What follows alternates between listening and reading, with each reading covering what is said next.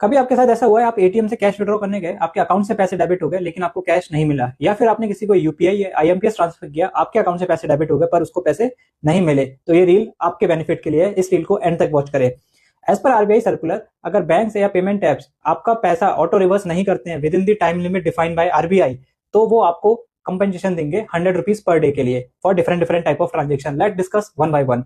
ATM के case में अगर आपको ट्रांजेक्शन जिस दिन हुआ है उसके 5 दिन के अंदर पैसे वापस नहीं आते हैं तो बैंक जितने भी दिन डिले करेगा उसका 100 रुपीज पर डे वो आपको देगा। यही यूपीआई के केस में लिमिट T+1 है। अगर T+1 पे वो पैसे वापस नहीं करते आपको तो वो आपको 100 रुपीज पर डे का कंपनसेशन देंगे। आईएमपीएस के केस में भी ये लिमिट T+1 है, अगर नहीं करते तो आपको 100 रुपीज पर डे का कंपनसेशन मिलेगा।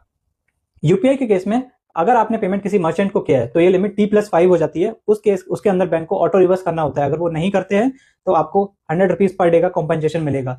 सो डोंट वरी, आपका कभी भी ट्रांजेक्शन फेल होता है तो आपकी मनी सेफ है, प्लस आपको कंपनसेशन भी मिलेगा। और ये बैंक्स और एप्स आपको ऑटो क्रेडिट करते हैं जितना भी आपका कंपनसेशन बनता है। अगर आपका कंपनसेशन आपको नहीं मिला है तो आप इसकी कंप्लेंट आरबीआई में भी कर सकते हैं। Hi, I am C Aditya, simplifying banking and finance for you. Follow decode with CA for such more informative videos.